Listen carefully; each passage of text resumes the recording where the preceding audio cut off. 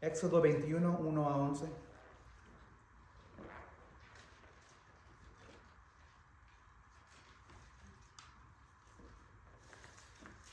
También ya saben que ofrecemos Biblias como regalos como iglesia aquí. Entonces ordené más. Ya ordené, ahí tengo más. Si quieren una Biblia para un amigo, compañero, vecino, vecina, trabajador, ahí hay extra si quieren llevarse. Una extra para compartir con alguien la palabra de Dios. Éxodo 21, versículos 1 a 11. Pero antes de seguir con la palabra, voy a orar. Padre Celestial, te pedimos la bendición. Te pedimos que unjas esta palabra que va a ser dada al pueblo aquí en Iglesia Bíblica del Reino, Señor. Que sea tu palabra, no la mía. Que nos enseñes qué es lo que tú querías para el pueblo tuyo en los días de los hebreos con Moisés. Y te pedimos que nos enseñes qué podemos sacar nosotros hoy de tu palabra, de la historia de Moisés y los hebreos, para nosotros hoy, para nuestras vidas, Señor, para nuestras vidas cotidianas. Te pedimos que obres poderosamente por medio de la palabra. Amén. Éxodo 21, 1 a 11 vamos a estar mirando hoy. Voy a resumir un poquito lo que hemos hablado. Moisés y los hebreos o los judíos, hay varios términos. Israelitas, judíos, hebreos, es lo mismo. Entonces, cuando escuchan israelitas, hebreos, judíos, es lo mismo. Yo sé que una vez es difícil de abrazar ciertas palabras, pero es lo mismo. Hay ciertas maneras de decir judío, hebreo, es lo mismo. Los hebreos han estado parados en la base de la montaña de Sinaí y han recibido los 10 mandamientos. Los 10 mandamientos. Y nosotros tomamos como 2 meses mirando los 10 mandamientos. Miramos que nada cambia la verdad de Dios y que la palabra viene directo del Señor. Vamos a mirar otra vez eso hoy. Y que también, y miramos el significado de los 10 mandamientos. Comenzamos los 10 mandamientos en noviembre o los primeros de diciembre y apenas terminamos hace como 2 semanas. Ya estamos en los últimos de enero. Los hebreos, los judíos, los israelitas están en la base de la montaña Sinaí, ahí parados con Moisés, recibiendo directamente la palabra, los 10 mandamientos, lo que se dice la ley, se puede decir la Torah, se puede decir el decálogo también. Y Dios ha bajado del cielo y Él está en el pico de la montaña y la montaña está llena de humo, de nubes, de relámpagos, de fuego. La montaña en todo sentido está en fuego y está hablando Dios. Se escucha trompetas y luego ya recibiendo los 10 mandamientos. Y se acuerdan, la semana pasada los hebreos, el pueblo le dijo a Moisés: tú habla con él y tú dinos lo que Dios dice, porque si nosotros hablamos con él, o si él nos habla a nosotros directo, nos vamos a morir. Entonces ellos tienen miedo porque están mirando la presencia de Dios, están escuchando los relámpagos, están mirando el fuego, los relámpagos, están escuchando los truenos, todo, y no quieren nada que ver con Dios, pero que hable Moisés por medio de Dios, un intercedor. Y es ahí donde comenzamos la historia de nuevo. Los hebreos están ahí presentes y Dios sigue todavía ahí en la presencia de Dios. Versículo 21, capítulo 21, y eso es lo que he titulado el mensaje de hoy. La ley de Dios provee orden y nos lleva a la libertad de Cristo. La ley de Dios provee orden y nos lleva a la libertad de Cristo. Versículo 1. Estas son las leyes que tú les expondrás. Pasar ahí. Dios le está hablando a Moisés y Moisés está hablando como intercedor al pueblo hebreo. Y Dios, Jehová, le dice a Moisés: tú les vas a decir estas leyes que tú les vas a expondrar. Antes de seguir adelante, quiero calificar algo. Vamos a entrar en estos siguientes 3 capítulos algo bien diferente. Los primeros 20 capítulos han sido más o menos, no es que han sido fácil de entender, pero han sido más, más fácil entender la historia de lo que ha sucedido, que los hebreos han sido esclavizados por el faraón. Dios levantó un hombre por medio de un bebé que lo rescató por el Nilo, ¿se acuerdan? Y Dios usa a Moisés para sacar al pueblo hebreo de Egipto. Y luego las 10 plagas, el faraón no quiere, es bien cabezudo, no los quiere dejar ir, vienen las 10 plagas. Y luego después viene la muerte del primogénito, el faraón los deja ir. Moisés levanta su estafa y se abre el mar rojo. Y luego comienzan su jornada por medio del desierto. Hemos mirado los milagros que Dios ha traído, agua por medio de fuentes. Y también trajo batalla y los israelitas, los hebreos, conquistaron la primera tribu. Entonces la historia ha sido fácil de entender. Ahora es los siguientes 3 capítulos, 21, 22 y 23. Si tú abrirías la Biblia en esos 3 capítulos sin entender lo que ha sucedido antes, lo que va a suceder, no entenderías nada. Porque lo que va a suceder aquí, Dios va a instituir leyes bien raras que para nosotros hoy no tienen nada de sentido, nada. Leyes de esclavos, leyes de familiar, leyes de animales, todo eso. Entonces el propósito en Timoteo, primer Timoteo en el Nuevo Testamento. Entonces el peligro es, no, eso no tiene nada que ver conmigo. No sé nada de lo que está diciendo Dios. Mejor voy a brincar estos capítulos, voy a seguir adelante. Eso es una equivocación. Porque 1 Timoteo 3, 16, 17 dice esto. 2 Timoteo. Toda la escritura es inspirada por Dios y es útil para enseñar, para reprender, para corregir, para instruir en la justicia, a fin de que el siervo, nosotros, tú y yo, de Dios, estemos enteramente capacitados para toda buena obra en la vida. Entonces lo que vamos a leer hoy y en los siguientes 3 capítulos tiene un propósito para nosotros hoy. Entonces el desafío es entender lo que Dios está haciendo con su pueblo para sacar un entendimiento y aplicaciones para nosotros hoy. Porque si no entendemos, entonces la palabra de Dios es una mentira. Si no entendemos algo, sacamos algo de aplicación para nosotros hoy, la palabra de Dios es una mentira. Y es aquí donde mucha gente la gente no quiere leer la Biblia porque, ¿saben? Yo estaba en una vez en mi vida, dice el pastor, dice la iglesia que debería leer la palabra. A ver, ¿dónde me abre? ¿Dónde? Y comienzo a leer. Así no debería ser leído la palabra. Pero mucha gente hace eso porque el pastor o la iglesia o dicen que debo de leer la Biblia, no sé dónde abrir, y le abro y encontramos en un pasaje así no van a entender nada y se frustran y ya no leen la Biblia. Por eso es importante saber el contexto. Ya sabemos todo el contexto de donde estamos nosotros. Estas son las leyes que tú les expondrás.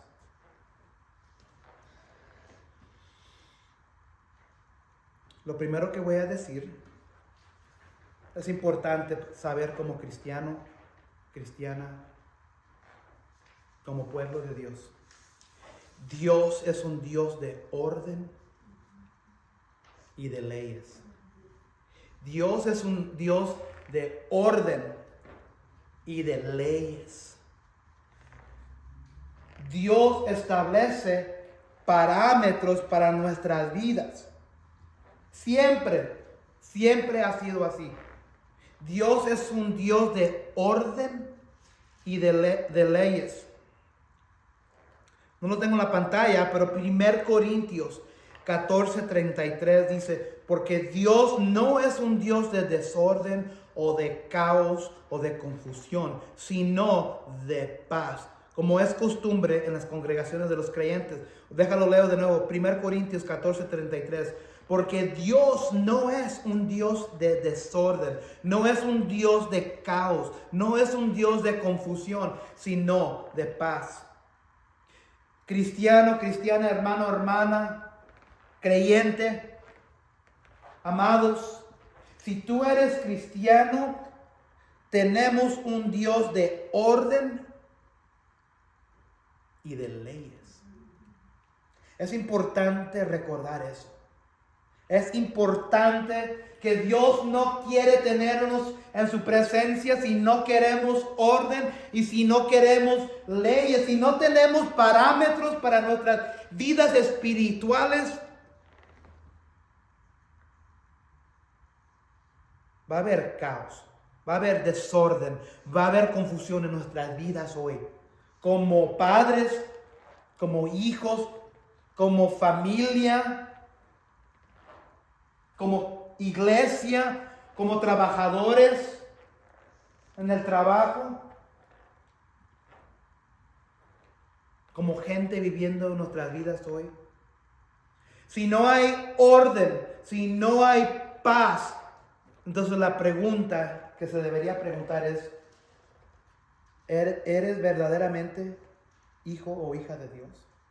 Porque Dios es un Dios de leyes y de orden. Y aquí lo primero que debemos de entender, lo que está sucediendo aquí, acuérdense quién son los hebreos.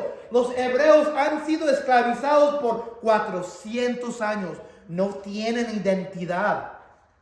Han sido esclavos bajo el faraón malvado, han salido y como nación recién nacido, son una nación, son un país que acaban de nacer y Dios los está estableciendo, Dios los acaba de sacar de la oscuridad y los está trayendo a la luz de Él. Y lo primero que ellos necesitan es orden. Cuando nace un bebé, y ya como para los 2 o 3 años ya comienzan a desobedecer, ¿verdad? Más o menos por ahí, ¿verdad?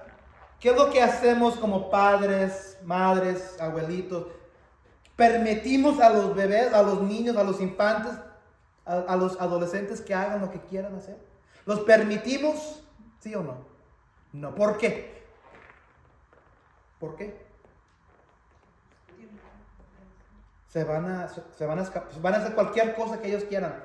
Dios, nuestro Padre Jehová, es lo mismo. Si como cristiano entramos a la fe, a su pueblo, tú piensas por un momento que Dios te va a permitir que tú hagas lo que tú quieras hacer o yo haga lo que yo quiera. No. Entonces, muchas veces cuando entramos a la fe y Dios nos trae a Él, hacia Él, somos como el pueblo hebreo, no tenemos identidad, no tenemos conocimiento del orden y de la paz que Dios quiere para nosotros. Entonces aquí Jehová sabe esto y lo está trayendo y está estableciendo un pueblo nuevo, pero no tiene ninguna idea de cómo ser pueblo de Él. Y lo primero que dice, ¿se acuerdan en capítulo 20? Lo primero que dice, Dios habló y dio a conocer todos estos mandamientos. Yo soy el Señor tu Dios, en versículo 2.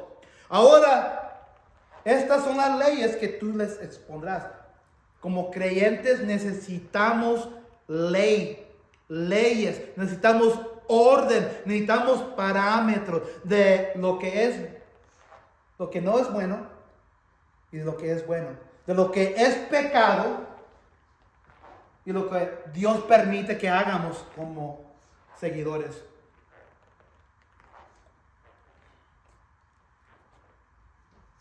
Dios dice, estas son las leyes que tú les expondrás.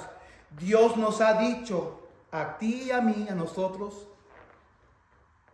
que deberíamos ser un pueblo que obedece las leyes, que obedece la orden que Él tiene para nosotros. Dios establece parámetros como un abuelito, madre, padre que establece parámetros al huerquillo que ya se está saliendo afuera de esos parámetros y que hay que traer el guarache, ¿verdad?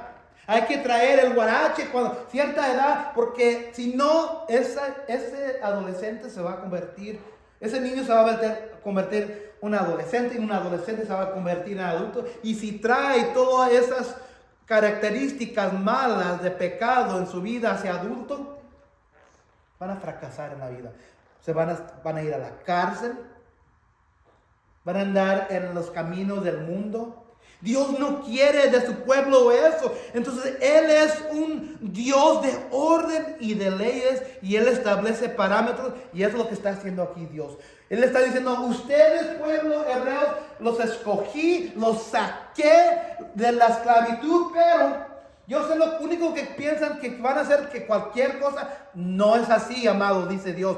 Ustedes me pertenecen a mí. Yo tengo orden, yo tengo parámetros, yo tengo leyes. Es para asegurarlos a ustedes. Es para que ustedes estén seguros en la vida. Eso se trata. Versículo 2. Si alguien compra un esclavo hebreo, este le servirá durante 6 años, pero en el 7º año recobrará su libertad sin pagar nada a cambio. Entonces aquí, lo que dice aquí, otra vez lo leo de nuevo porque va a ser difícil de abrazar para nosotros hoy. Si alguien compra un esclavo hebreo, acuérdense de dónde vienen los hebreos. Ellos mismos han sido esclavos bajo el faraón. Entonces ellos piensan que quizás van a hacer lo mismo que fue hecho contra ellos. Y Dios está diciendo: no, yo soy un Dios diferente. Yo soy un Dios de orden, no de yo tengo compasión, yo tengo misericordia, yo tengo amor por cada individual. Entonces si ustedes van a tener a alguien como esclavo hebreo, esta persona, le servirá durante 6 años. Es decir, ok, si tienes un esclava, te servirá por 6 años. Era bien común en esos días que naciones tenían esclavos. Era muy común. Y había varias razones para tener sirvientes, para tener esclavos. Muchas veces un esclavo era tan pobre y no tenía comida para comer o beber, o un lugar donde quedarse. Se vendía como individual a alguien. Se convertía en un esclavo. O quizás tenían una deuda con aquí se va a decir el amo. Vamos a encontrar esa palabra, el amo, como que el mayordomo, el jefe, el encargado. Quizás agarraron una deuda y no lo pueden pagar. Se pueden hacer un esclavo y pagar esa deuda por medio de esclavizarse uno. Había muchas razones que había esclavos en esos días. Pero ustedes piensan por un momento que el faraón malvado tenía en su lado compasión por los esclavos hebreos. No. Él los odiaba. Entonces Dios quiere asegurar que si su pueblo va a tener también esclavos, que lo hagan en una manera piadosa. Porque Dios no era como los dioses de los egipcios. Él es diferente. Entonces Él está estableciendo aquí reglas, leyes, parámetros, en caso que sucedan esclavos por cualquier razón. Y dice: por 6 años ese esclavo trabajará por ti. Pero en el 7º, en el año número 7, recobrará su libertad sin pagar nada a cambio. Es la diferencia en el Jehová. Otra cosa que deberíamos entender también: ellos no tienen rey humano. Ellos no tienen un gobernador.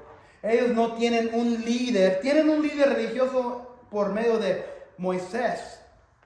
Pero ellos no tienen un presidente. Ellos no tienen un gobernador. Ellos no tienen un rey que tiene una corona. ¿Quién es el líder? ¿Quién es el rey? Directo de ellos. ¿Y dónde vienen las leyes? De Dios, Jehová. Entonces hay que entender que Dios se está estableciendo Él mismo como el rey de ellos. No hay ningún rey humano para ellos. Dios, Jehová, es el rey de ellos. El faraón era el rey de los egipcios. En esos días había bastantes reyes humanos para los países, pero Israel no tenía uno, porque era Jehová directamente. Era Jehová directo. Él estaba estableciendo las leyes. Él estaba desarrollando a su pueblo. Él estaba dando sus instrucciones. Y hay que entender que estos hebreos no saben nada de nada. Y les está cambiando su mentalidad de lo que sabían los egipcios. Entonces dice Dios, comienza por 6 años, si tienes un esclavo hebreo, permitirás que sea tu esclavo, pero el 7º año lo dejarás ir. El 7º año recobrará su libertad sin pagar nada a cambio. Si el esclavo llega soltero se irá. No sabemos cómo se convierte un esclavo en un esclavo. Como dijimos, puede haber sido que tenía una deuda, que podía haber sido que estaba tan pobre que se vendió la esclavitud. No sabemos. Pero si el esclavo cuando de inicio comienza, si es soltero, dice aquí la palabra, y cuando ya llega el año 7º, soltero se irá. ¿Estamos de acuerdo, verdad? Si llega casado, entonces cuando el hombre o el siervo viene a la esclavitud al pueblo hebreo, y viene casado, su esposa se irá con él al 7º año.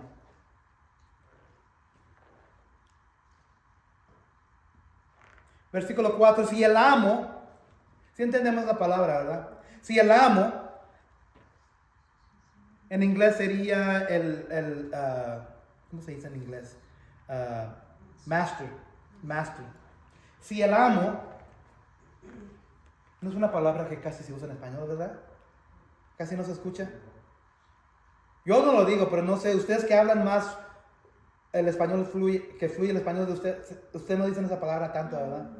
Pero sí entienden lo que es master, como mayordomo, como el jefe, el encargado. Si el amo le da mujer al esclavo, entonces si viene alguien y se hace esclavo y el amo le da una mujer al esclavo, como ella es propiedad del amo, será también del amo los hijos o hijas que el esclavo tenga con ella.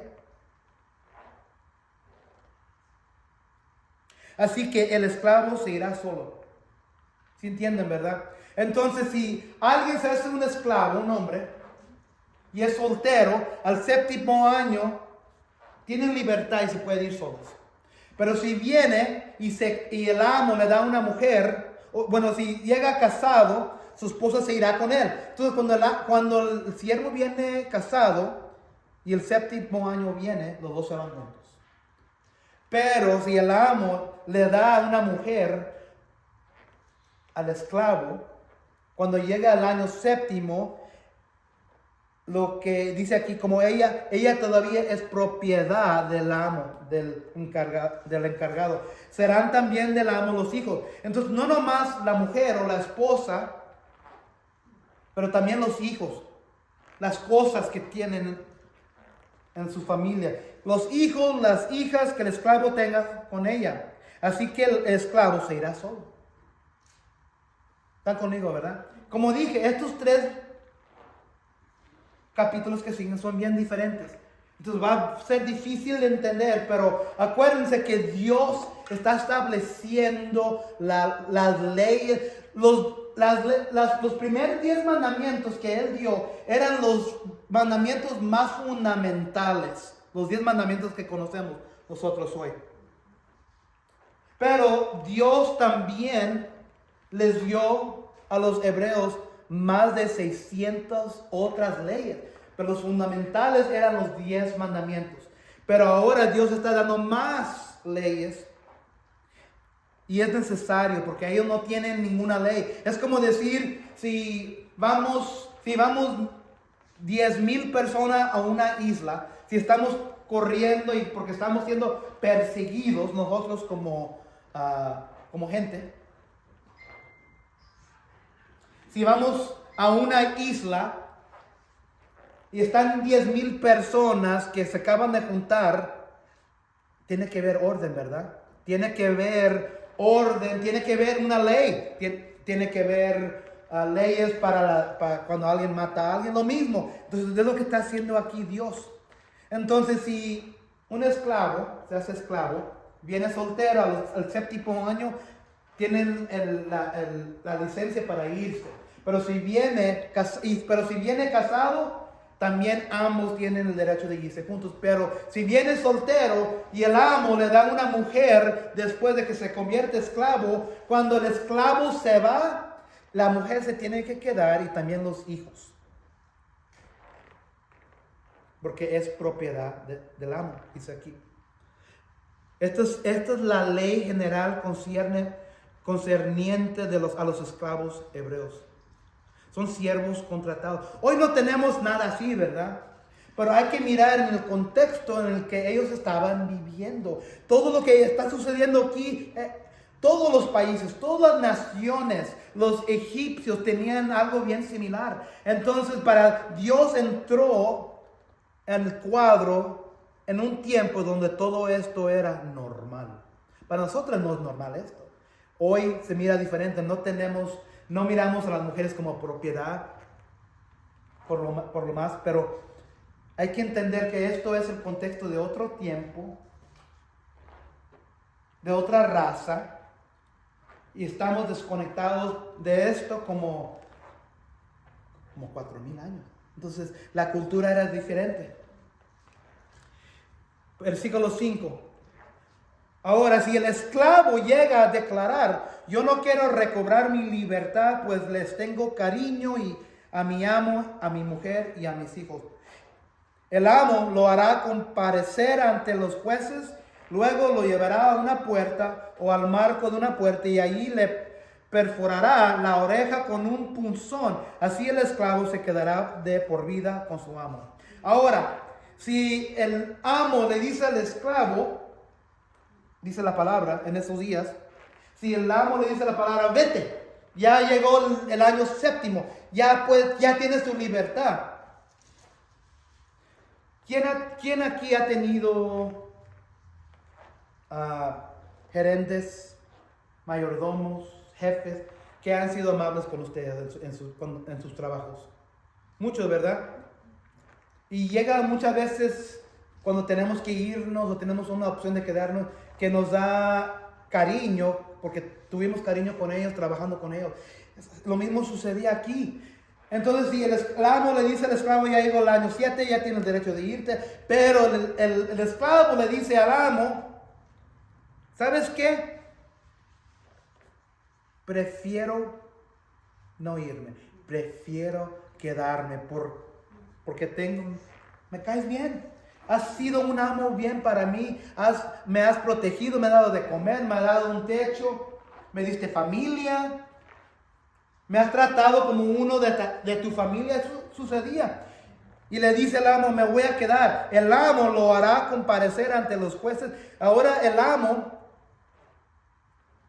el jefe, tiene la responsabilidad de ir ante los jueces que tenían ellos en esos días. Que en estos días todavía no se había establecido, pero se van a establecer después. Vamos a mirar.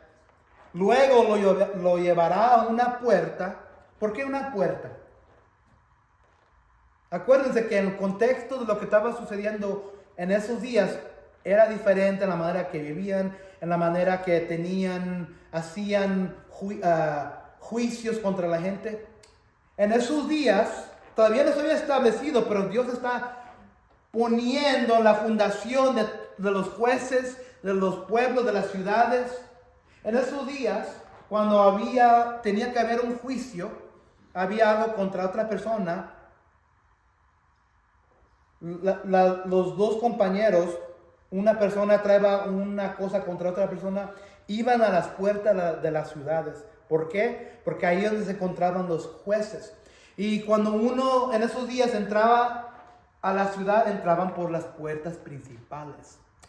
Entonces, si van a Jerusalén o si van a una ciudad anciana de hace 2,000 años, muchas de las ciudades tenían murallas, tenían paredes, y entrar a su ciudad había una puerta principal, donde entraba toda la gente y salía toda la gente, para lo comercial, para la marqueta, ahí adentro donde hacían todo el negocio, adentro de la ciudad, pero afuera, en la puerta, donde se encontraban los jueces. Y porque ahí es donde toda la gente como testigos podían mirar lo que sucedía. Entonces en esos días, cuando había algo que tenía que pasar como una corte, las personas iban a la puerta de la ciudad donde se encontraban los jueces, donde se encontraban toda la gente para mirar como testigos. Y por eso es lo que significa aquí. Entonces el amo, el esclavo que no quiere irse, que se quiere quedar, tiene la responsabilidad, porque es algo legal que tiene que suceder. Luego lo llevará a una puerta o al marco de una puerta y ahí le perforará la oreja, le hará algo a la oreja, con un punzón. Así el esclavo se quedará de por vida con su amo. Entonces los jueces van a decirle al amo y le van a decir al esclavo, si eso es lo que tú quieres, te quieres quedar, te vamos a hacer un pocito. Vamos a agujerar tu oreja como contrato que tú te quieres quedar y eso. Entonces en esos días no había una pluma, no había un contrato. Vamos a firmar aquí, vamos a hacer una copia, se vamos a mandar a la corte en el pueblo de Downtown Oklahoma City. No, ellos no hacían ellos tenían que hacer cosas así. Ellos hacían ciertas maneras, así era común.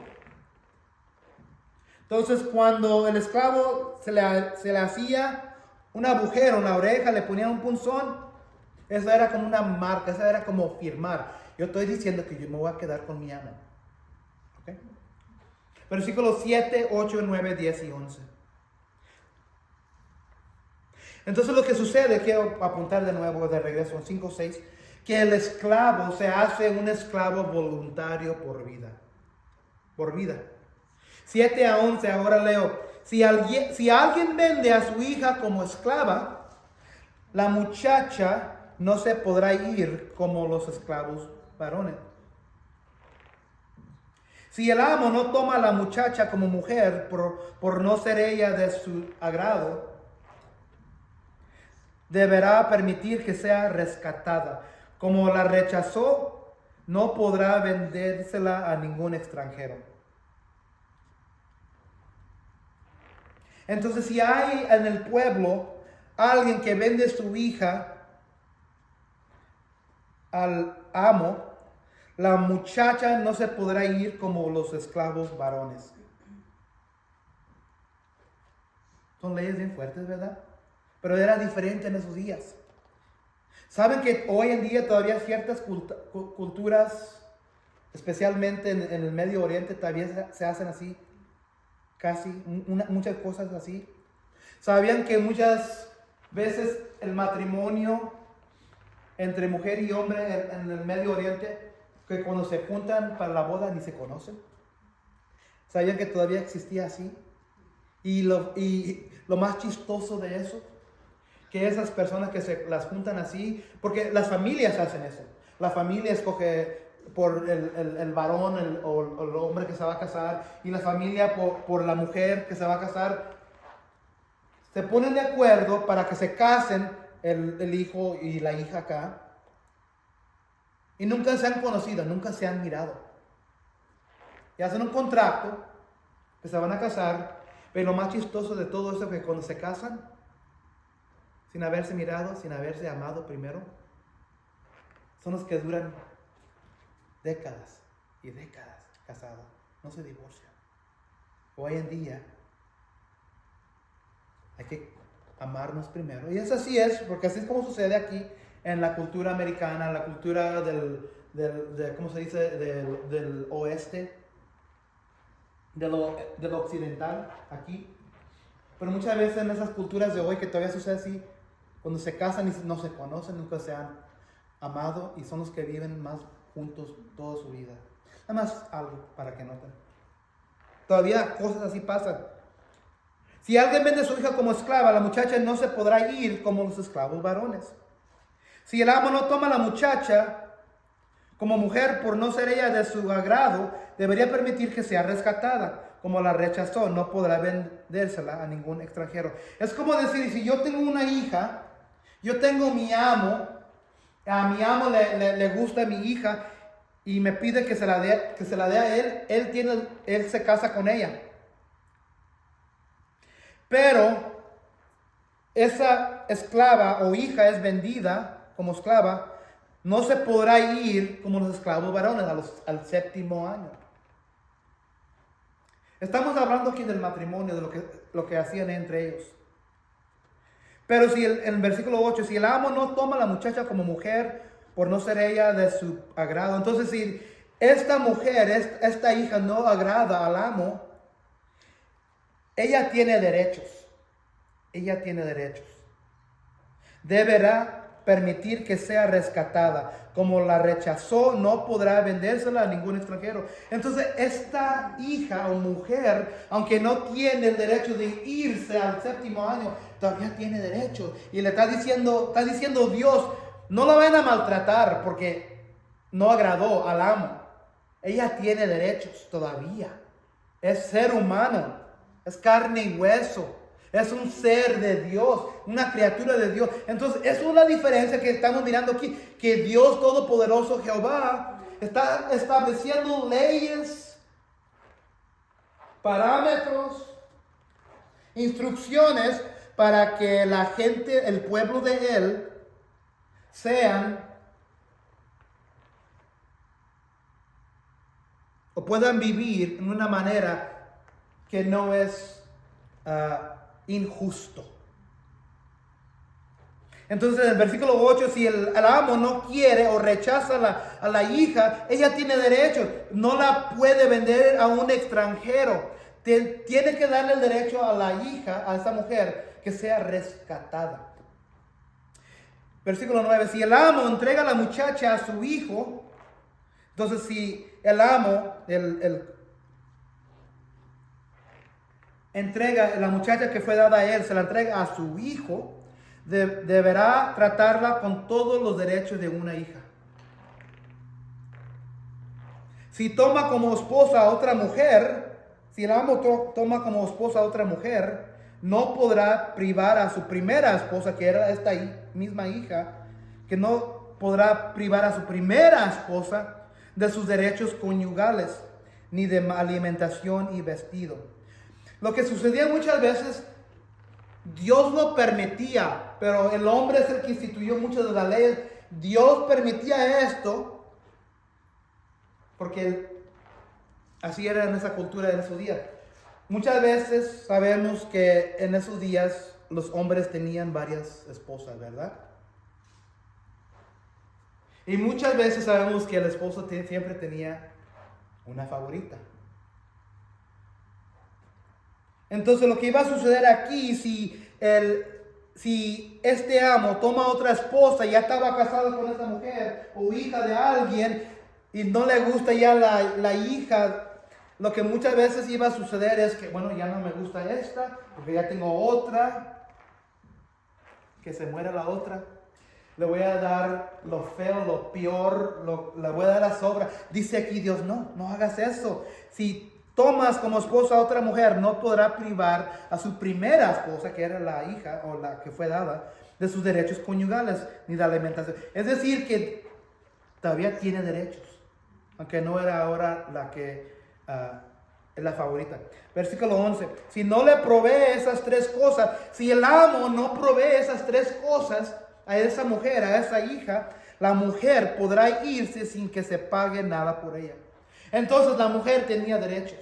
Dios estaba estableciendo conducta piadosa para que esos esclavos pudieran vivir sin el peligro de ser maltratados. ¿Están conmigo?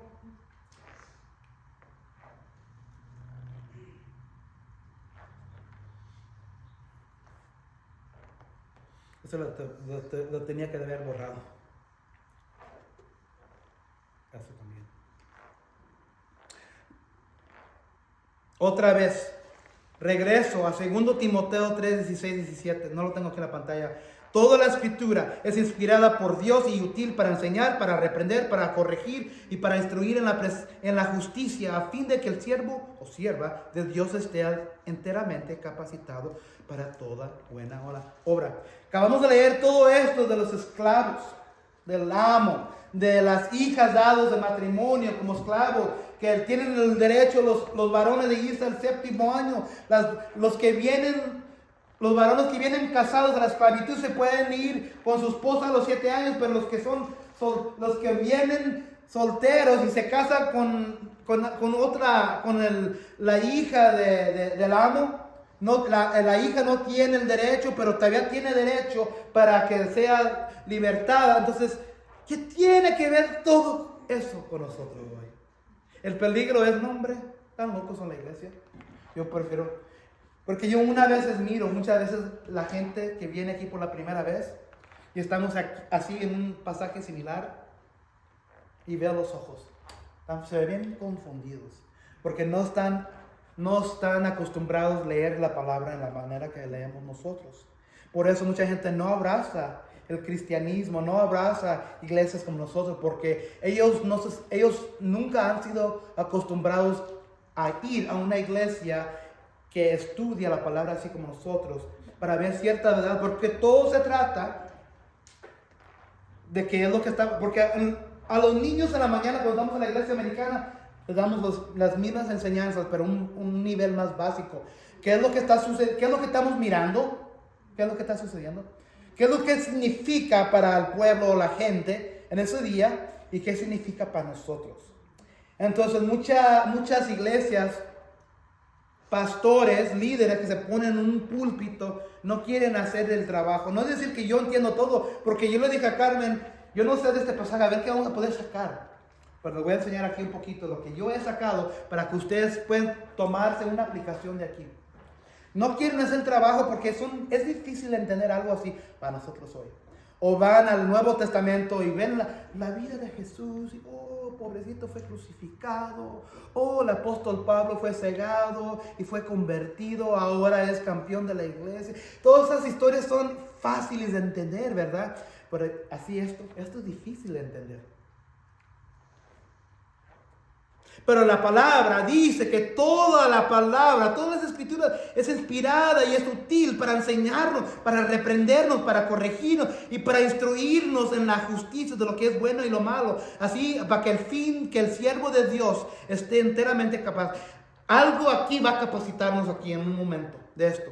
Romanos 6:16, lo que leo nuestra hermana dice, ¿acaso no saben ustedes que cuando se entregan a alguien para obedecerlo, son esclavos de aquel a quien obedecen? Claro que lo son, ya sea del pecado que lleva a la muerte o de la obediencia que lleva a la justicia. Ese rato dije que Dios está estableciendo un pueblo para Él. Esto es su pueblo. Él no es un rey humano. Él no es un rey de carne y hueso. Entonces, esto es lo que está sucediendo. Era para ellos en ese día. ¿Están conmigo?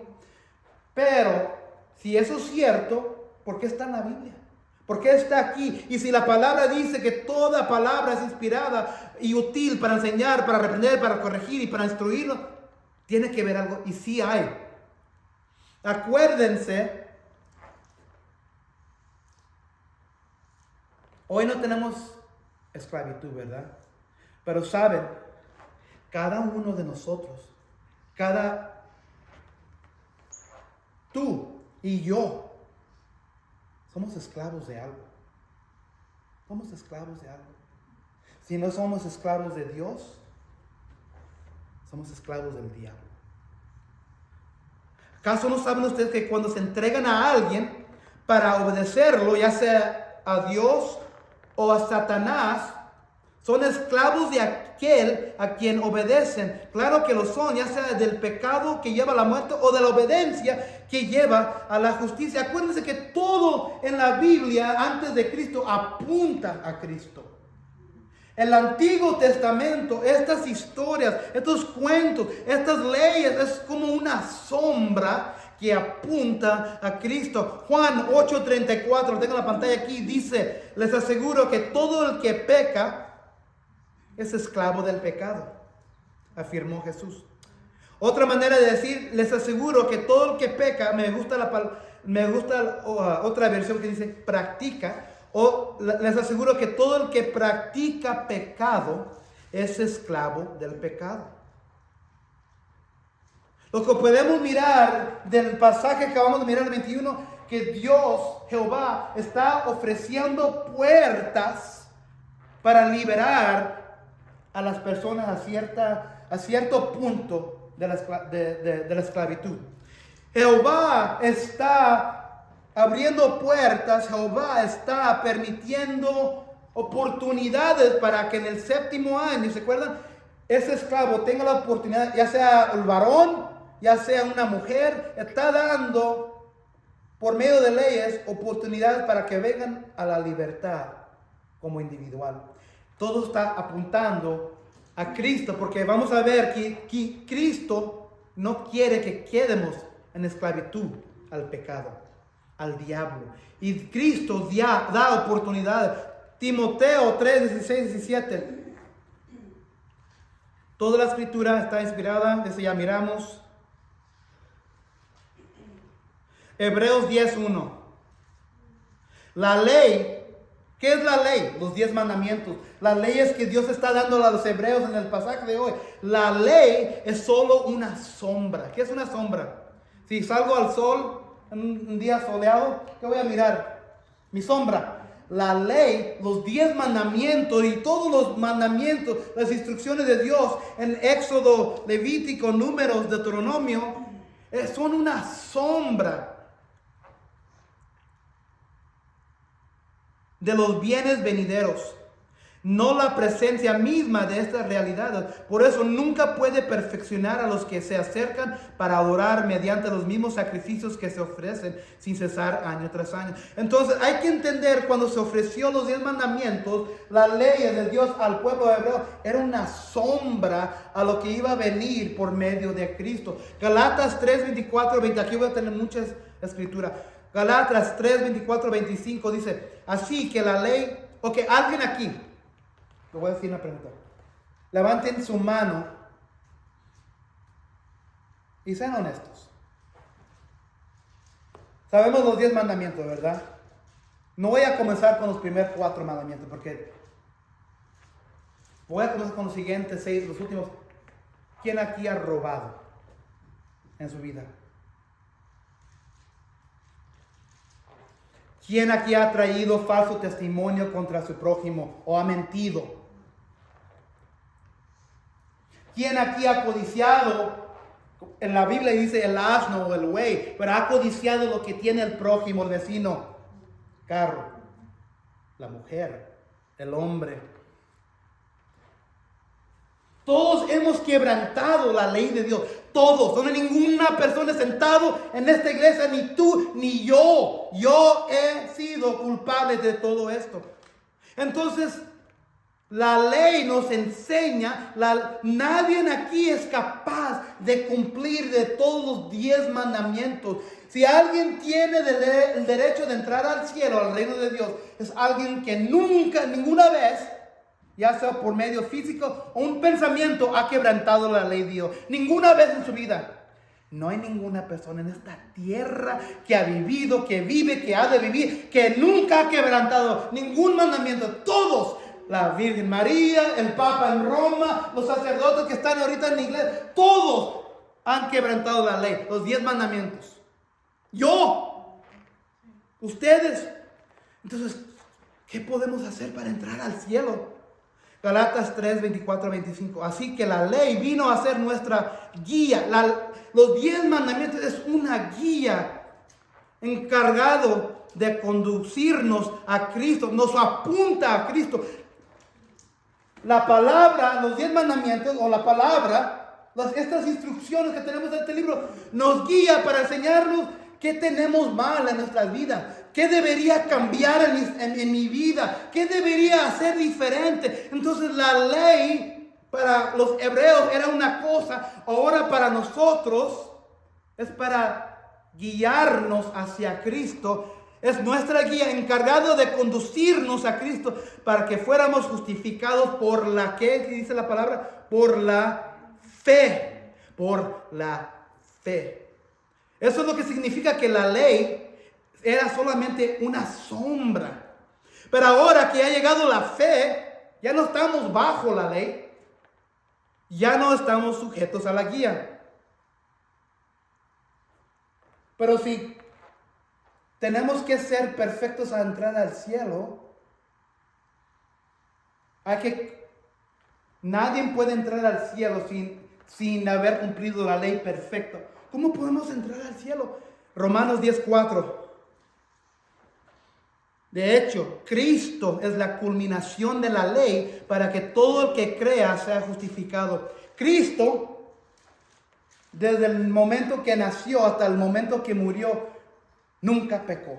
Ninguna vez. Él cumplió de todos los 10 mandamientos, de todas las leyes instituidas por Dios, los 600 y algo leyes.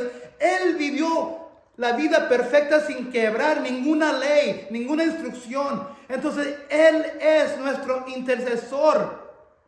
Entonces, cuando uno pone su fe en Cristo, hay la alabanza que le hablamos glorioso intercambio. ¿Se acuerdan de esa canción?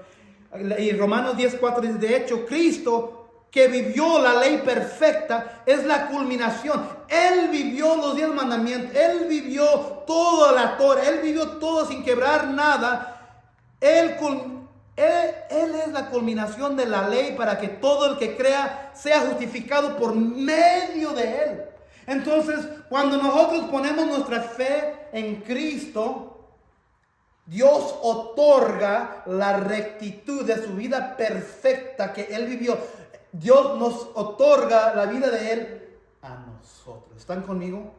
Dios nos, en vez de mirar a tal fulano, mirar a Joel Méndez, que hace como 5 minutos acaba de pecar, en vez de mirar a Joel Méndez que pecó, mira la sangre de Cristo, porque Joel Méndez ha puesto su fe en Cristo, que Él murió, que Él resucitó de la tierra y Él está a la diestra de nuestro Padre. Y cuando Dios el Padre ve a Joel, no ve el pecador, Él ve la vida perfecta que Jesús vivió, que fue otorgada sobre Joel, porque Joel puso su fe en Jesús. ¿Están conmigo? Así es como trabaja la fe. Entonces, Cristo vivió la ley perfecta, y cuando ponemos nuestra fe en Él, que Él hizo la obra que nosotros no podíamos hacer, somos justificados por medio de Él. Mateo 5:17. Pero, ¿qué significa eso para nosotros hoy? ¿Qué significan los 10 mandamientos? Y esta ley es que acabamos de leer.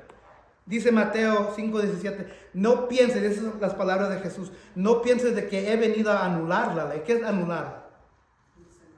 Cancelar. No. Jesús dijo que yo no vine a cancelar la ley. Yo no vine a cancelar los 10 mandamientos. Yo no vine para que pudieran asesinar, a matar, darle los cuernos a sus cónyuges. Yo no vine para hacer eso. Yo no vine a cancelar la ley o los profetas. Yo he venido a anularlos, sino a darles cumplimiento por medio de Jesús, que vivió la vida perfecta, que vivió todos los mandamientos sin quebrarlos. La ley se cumplió por medio de Él. Pero mucha gente hoy piensa, bueno, como estamos viviendo bajo la fe de Jesús, ya no. La ley, los 10 mandamientos, la palabra, la Biblia todavía es útil porque nos enseña dónde estamos sucios.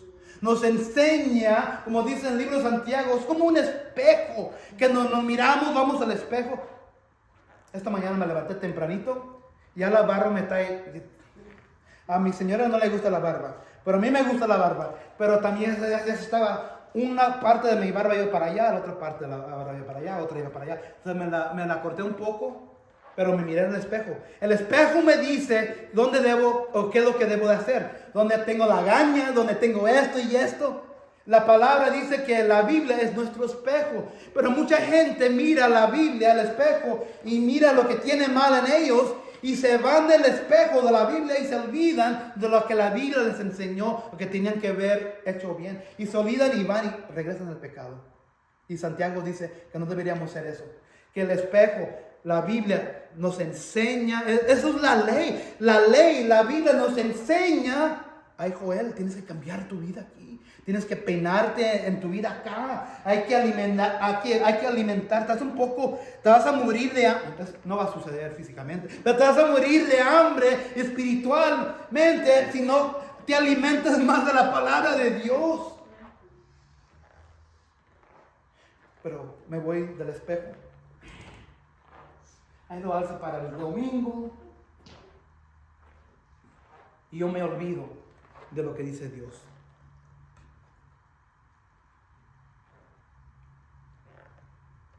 Cristo, Galatas 5, Cristo nos libertó para que vivamos en libertad. Por lo tanto, mantengamos firmes y no se sometan nuevamente al yugo de la esclavitud. Cristo es nuestra nueva ley.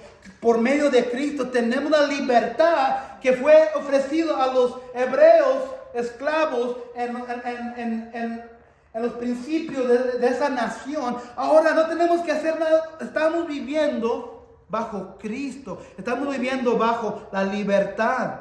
Hay que mantenernos firmes, no sometiéndonos nuevamente al yugo de esclavitud. Y es ahí donde llego al punto principal.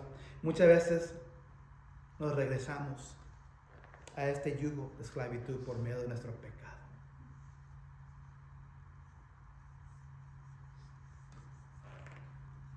Cristo se ofreció como sacrificio. Cristo nos compró. Cristo nos redimió. Cristo dio su vida para que tú y yo seamos liberados. Pero queremos regresar muchas veces. Había muchos hebreos cuando salieron del Éxodo. ¿Te acuerdas que el Éxodo significa, esa palabra significa salida?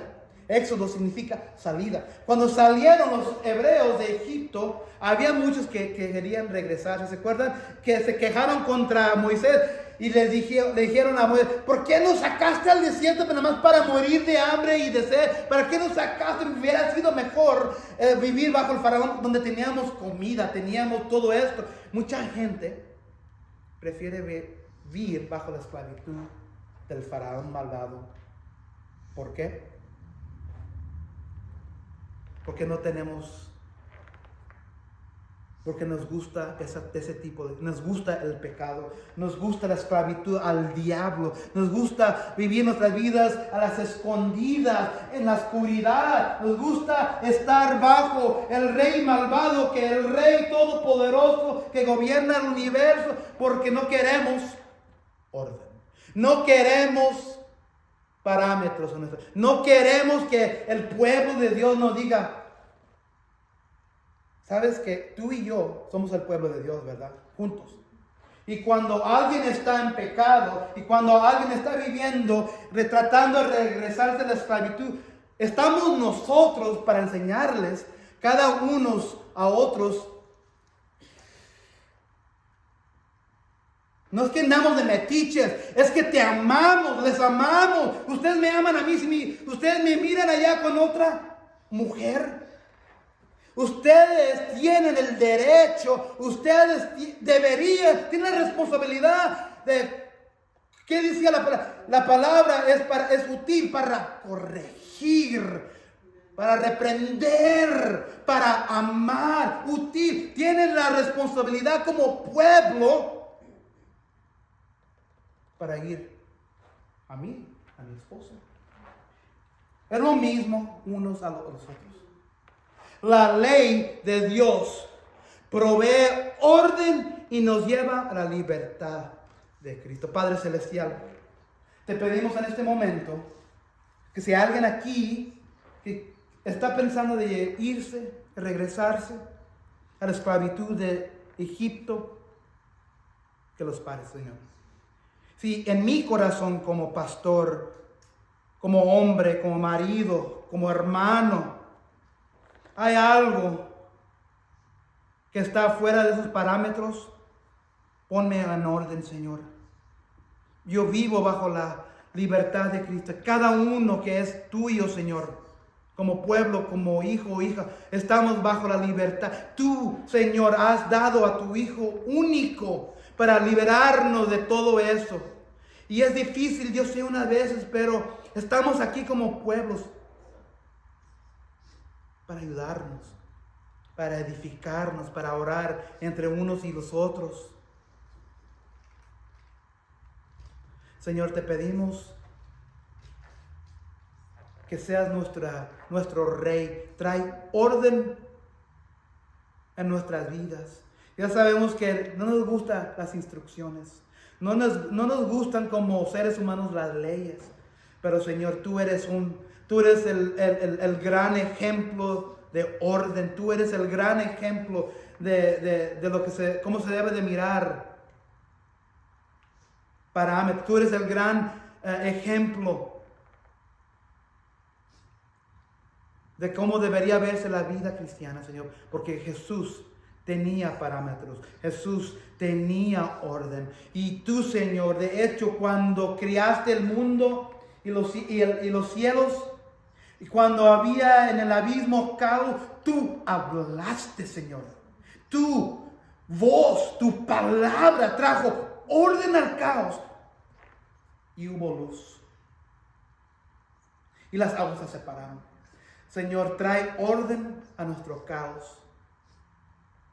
Trae paz a nuestro desorden, a nuestra confusión. Señor, que no seamos pueblo, que no seamos individuales, que queremos regresarnos a la esclavitud.